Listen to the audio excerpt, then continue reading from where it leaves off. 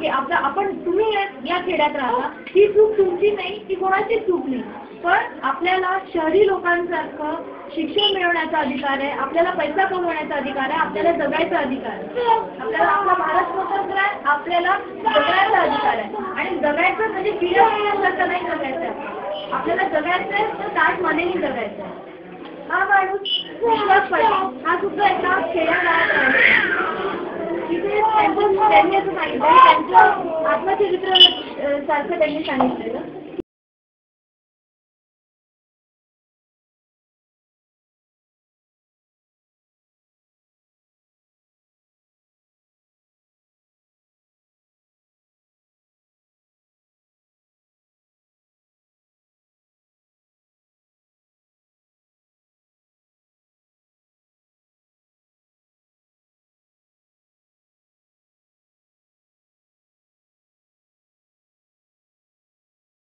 त्याच्या वडिलांनी सांगितलं मोठं व्हायचं तर पर्याय नाही, तुला शिकण्याशिवाय पर्याय नाही.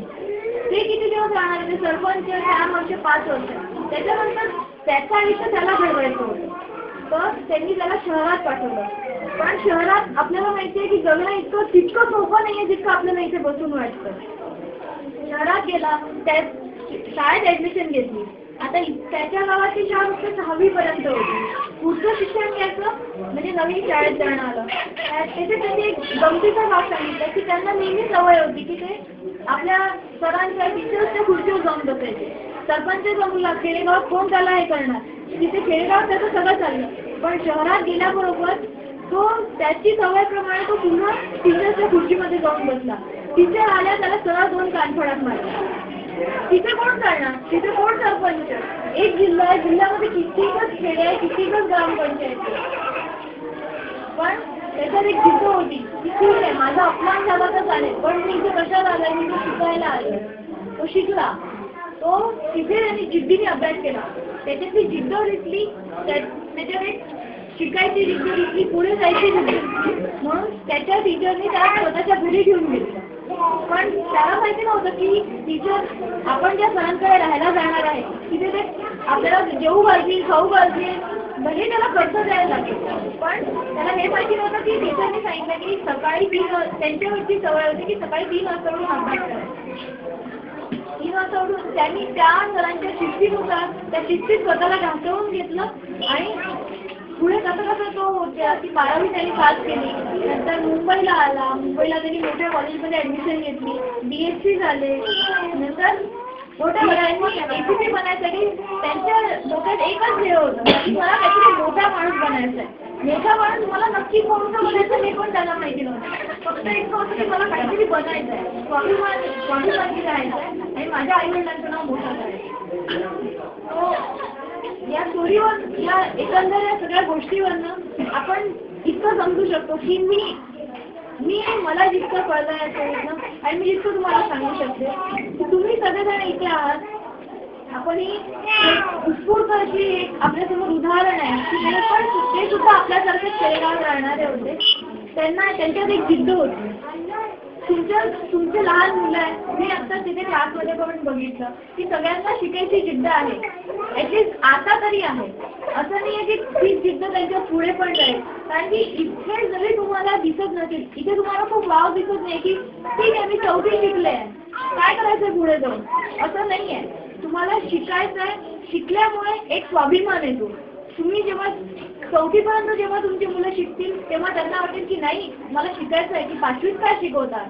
5वी झाल्यावर त्यांना असं वाटेल की मला शाळा सुरू ठेवायला हवी, मी 10वी मॅट्रिक व्हायला हवं, मी 12वी व्हायला हवं, मी ग्रॅज्युएट व्हायला हवं. इथे राहून तुम्हाला, माझं असं म्हणणं नाही की इथे राहून तुम्हाला कमी संधी आहे. तुमच्यापैकी एक जण बाहेर जातात, आता तुमचे सर इथे येतात, त्या सरांना नक्कीच तुमच्यापेक्षा जास्त माहिती आहे की बाहेर काय चालू आहे, माथेरानच्या बाहेर काय आहे, जग काय आहे. तुम्हाला कदाचित माहिती नसेल, आमच्या घरी एक मावशी काम करतात, त्यांनी आम्हाला सांगितलं की श्रावण बाळ नावाची एक कोणती योजना आहे, त्याच्यात घरगुती स्त्रियांना, आता तुम्ही इथे कुठेही काम करत नाही, काम करणे इन द सेन्स की तुम्ही नोकरी करत नाही आणि इथे या खेडेगावात नोकरी करायचा चान्सही नाही, पण तुम्ही घरगुती बरेच काही असे उद्योग आहेत की ते तुम्ही स्वतः करू शकता. सरकार अशा स्त्रियांना खूप प्रोत्साहन देते आणि श्रावण बाळ योजना आहे, एक रोजगार ग्रामीण योजना आहे, त्या अंतर्गत तुम्हाला नोकरी मिळू शकते. तुम्ही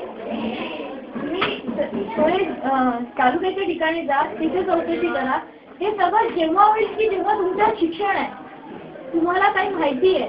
तुमच्यापैकी कोणी जर का तिथे जाऊन, आता तुमच्या मावशी तिथे गेल्या, त्यांना कळलं की अशी ही योजना आहे, मला दर महिन्याला 1000 रुपये मिळू शकतात किंवा मला सरकारकडनं एक शिलाई मशीन मिळू शकते किंवा असं काही, तर तुम्ही घर बसल्या शिवू शकता, तुम्ही स्वतः पैसे कमवू शकता, एक आपल्या कुटुंबाला एक आधार देऊ शकता. आता तुमच्या मुली असतील खेडेगावात, तुमच्या गावात काय संकल्पना मला माहिती नाही, पण खेडेगावात असं म्हणते की ठीक आहे माझा मुलगा शाळेत जातोय, तर माझ्या मुलीला शिकायची काही आवश्यकता नाही, कारण की काय तिला दुसऱ्याच्याच घरी जायचंय, घरी जाऊन काय स्वयंपाकच करायचंय. आता जग बदलत आहे. आता माणसाच्या बरोबरीने बायकांनी कमवायला हवंय.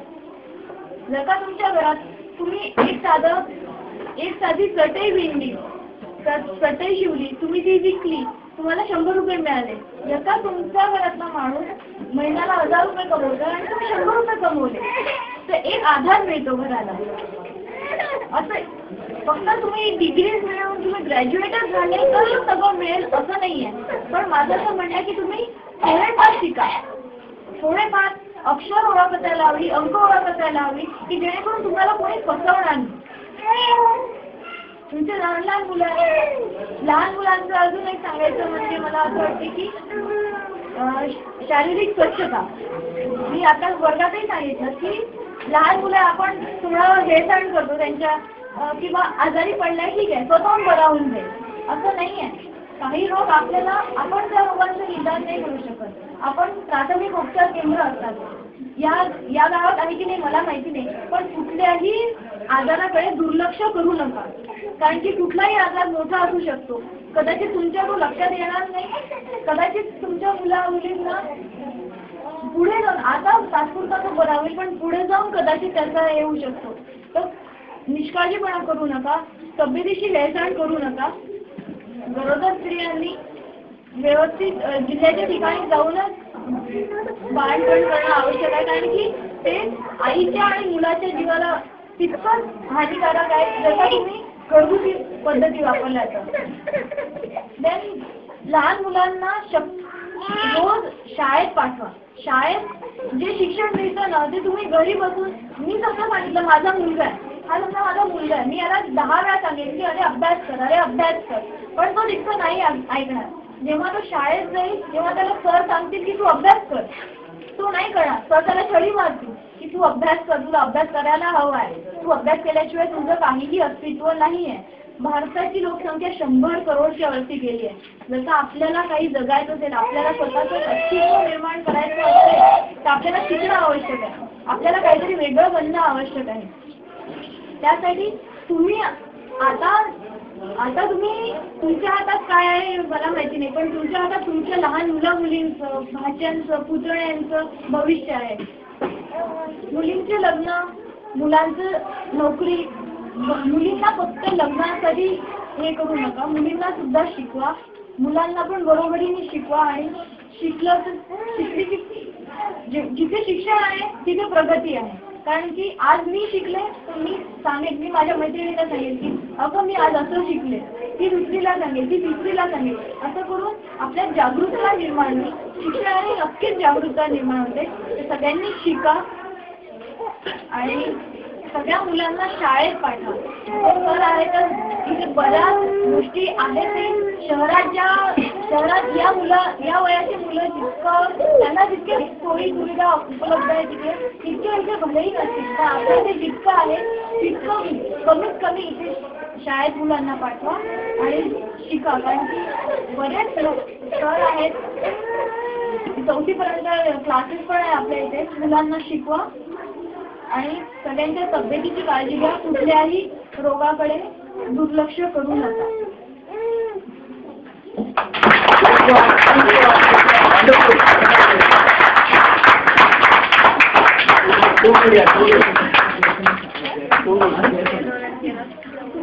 तुम्हाला काही प्रश्न आहेत?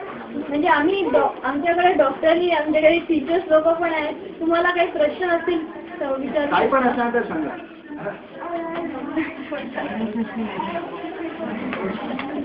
शर्मा नाही लाजू नका, सगळे आपलेच आहेत, सगळे आपले मित्र मैत्रिणी आहेत, काही लाजायचं काम नाहीये. काही विचारायचं तुला विचारा, कारण की आज आम्ही गेल्यानंतर पुन्हा आमच्याशी कॉन्टॅक्ट करायला कदाचित महिना लागेल, कदाचित वर्ष लागेल.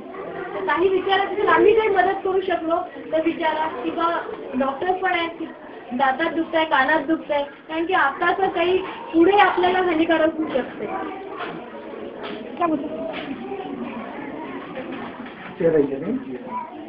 आणि याच्यानंतर कोणाला स्वतंत्रपणे पर्सनली जसं माझ्याशी किंवा कोणाशी बोलायचं असेल तर नक्की बोला, कारण की आम्ही 3 वाजेपर्यंत इथे आहे.